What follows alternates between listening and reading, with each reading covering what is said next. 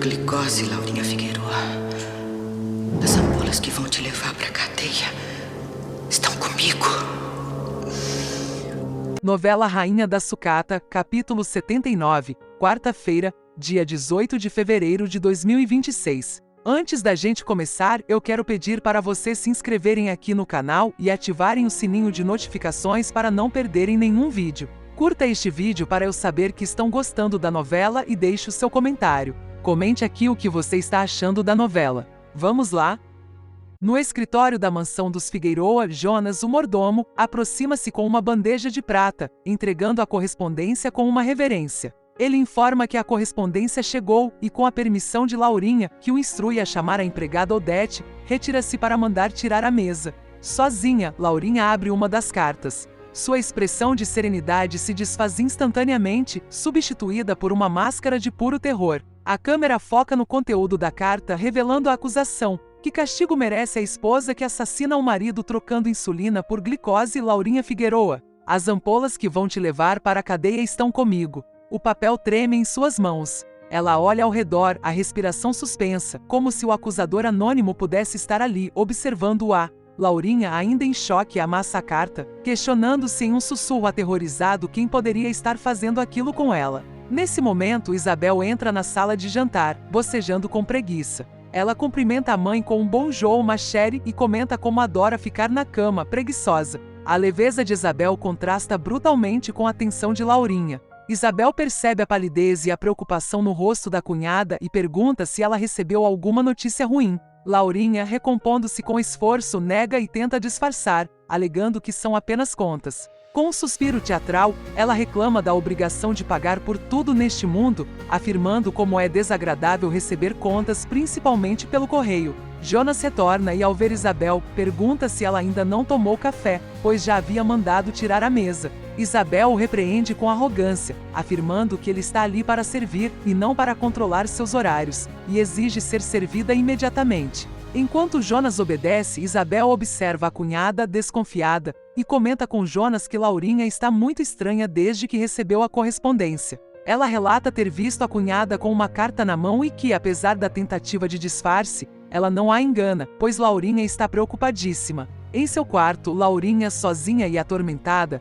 abre novamente a carta amassada. A voz do remetente ecoa em sua mente, repetindo as palavras acusadoras. Ela olha para o espelho, mas seu reflexo parece o de uma estranha. O pânico a domina enquanto ela se pergunta quem poderia ter pego as ampolas. A imagem de suas mãos trocando os medicamentos de seu falecido marido assombra sua memória. Ela repete a pergunta, quem? Várias vezes, cada vez com mais desespero, olhando para os cantos do quarto como se procurasse por uma resposta ou por um fantasma. De volta à sala de jantar, Ingrid junta-se a Isabel para o café da manhã. Ela dispensa a ajuda de Jonas para se servir, afirmando que tem braços e mãos para isso, o que provoca um comentário desdenhoso de Isabel, que declara que a neta, decididamente não nasceu para ser uma dama.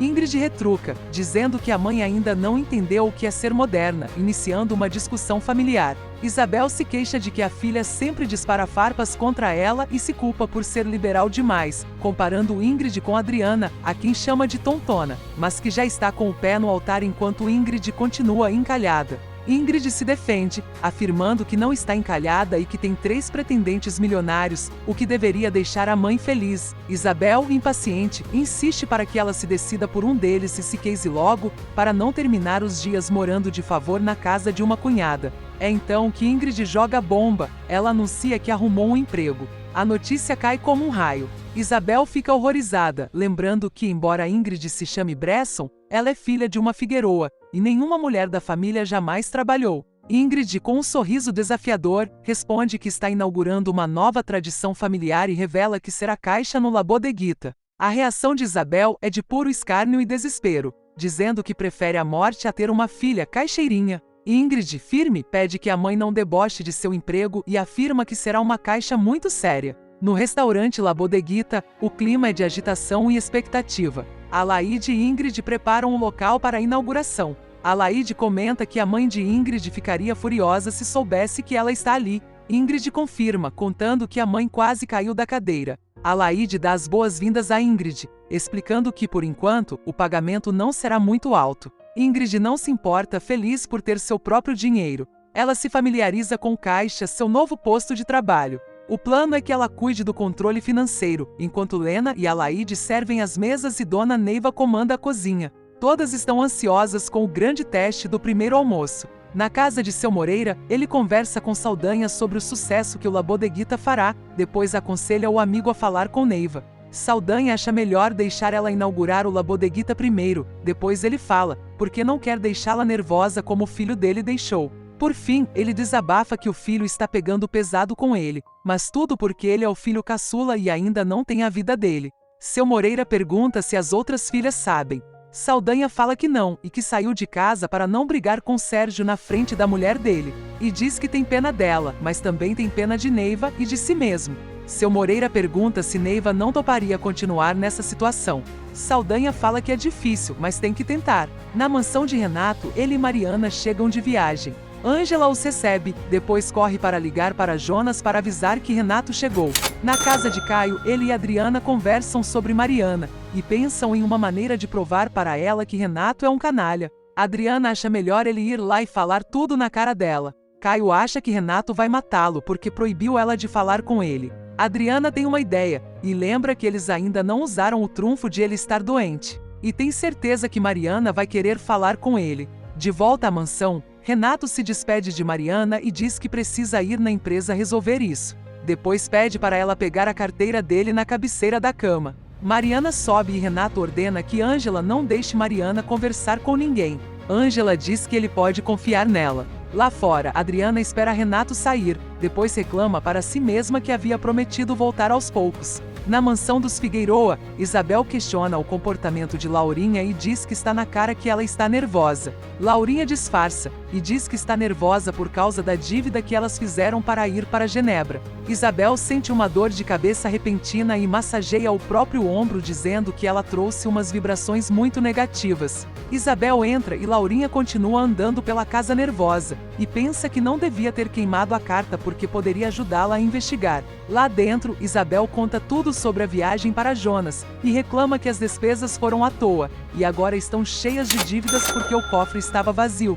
Ele diz que se ela tivesse confiado nele, ele teria poupado ela do trabalho de ir até lá. Isabel questiona se ele sabia que o cofre estava vazio. Jonas fala que saber não sabia, mas presumia que Maria do Carmo não teria esse dinheirão todo. Isabel concorda que é muito dinheiro e seria impossível alguém ter tanto dinheiro assim. Mas ela pensa e lembra que Adriana e Caio pegaram no dinheiro e eles que o colocaram no cofre. Jonas fala que não podem confiar nesses dois. Isabel fala que deve ser verdade, porque eles voltaram para lá atrás do dinheiro. Mas se não estava no cofre que eles deixaram, deve estar em outro lugar. Mas onde? No La Bodeguita, Alaide está com medo porque não tem muitos clientes ali. Mas Lena a tranquiliza e fala que vai melhorando aos poucos. Neiva chega e fala que vai pegar a comida de seu Moreira e dos filhos de Armênia. E Lena diz que vai ajudá-la. Elas entram e Alaide vai comentar com Ingrid que está fraco. Mas Ingrid tenta animá-la dizendo que no começo é assim mesmo. Na casa de seu Moreira, a campainha toca e Saldanha vai atender. É Neiva. Ele fica surpreso. Neiva entra com a comida e evita o olhar de Saldanha enquanto manda um recado para seu Moreira sobre a comida. Ela deixa a comida na mesa, em seguida se desvia dele e sai. Saldanha pede para ela não ir e diz que ela vai ter que ouvi-lo. Neiva se vira e encara Saldanha séria. Em seguida diz que ele já falou tudo o que devia ou o que queria, mas essa história já acabou. Neiva se vira para sair, mas Saldanha joga a bomba nela e conta que saiu de casa e só estava criando coragem para falar com ela. Neiva entra em desespero e pergunta como fica a mulher dele, e pede para ele voltar para lá, porque não quer carregar esse peso. Saldanha fala que não vai voltar, que não é culpa dela, que ele decidiu isso sozinho, e finaliza que a ama, e quer ficar com ela, e pode pedir o divórcio se ela quiser. Neiva fala que não quer nada disso, só quer que ele volte, e não devia tê-lo colocado na vida dela, nunca. Saldanha fala que Lourdes não significa mais nada para ele, e fala que vai se separar para ficar com ela. Mas Neiva fala que não, e que o lugar dele é na casa dele e sai. No casarão, Ângela chama Mariana e conta que Adriana está ali e está chorando. Na sala, Adriana se desculpa por vir sem avisar e conta que Caio ligou para a casa dela dizendo que não está passando bem, mas ela pensou que era mais uma das cantadas dele. Mas que ficou assustada quando viu estirado na cama no apartamento dele e talvez seja hepatite. Mariana fica desesperada. E Adriana continua falando que ela agora está com Maneco e não pode acompanhar Caio, senão Maneco vai matá-la. E pede ajuda. Mariana fala que vai para lá, agora mesmo. No escritório de Maria do Carmo, Paula a visita para contar sobre a insistência de Edu em ajudá-la financeiramente. Maria do Carmo, firme e orgulhosa, recusa a oferta, pedindo a Paula que repita a Edu que ela não quer nada dele. Paula, com cautela, sugere que Maria do Carmo teria direito a esse dinheiro, como um retorno pelo investimento que fez na empresa dele. Maria do Carmo é irredutível, afirmando que esse dinheiro queimaria em sua mão e que está recebendo ótimas propostas de trabalho, pois todos no ramo sabem de sua competência. Ela declara com convicção que irá surpreender a todos e que está a uma palavra de voltar a ser a rainha da sucata. Na casa de Armênia, Geraldo, Gerson e Gino, os 3 filhos de Armênia, tentam entrar em um acordo para os 3 trabalharem juntos na sucata. Mas logo eles começam a brigar para ver quem vai buscar o almoço. Ao saberem da presença de Ingrid trabalhando no caixa, novamente a rivalidade entre eles se acende. Geraldo se adianta, dizendo que vai falar com ela, mas Gino e Gerson o impedem, iniciando uma pequena discussão sobre quem tem a preferência da moça. Gerson provoca Gino, dizendo que seu negócio é Maria do Carmo, e que Ingrid é para ele e Geraldo. Gino, sonhador, admite que Maria do Carmo é um sonho que nunca será realidade.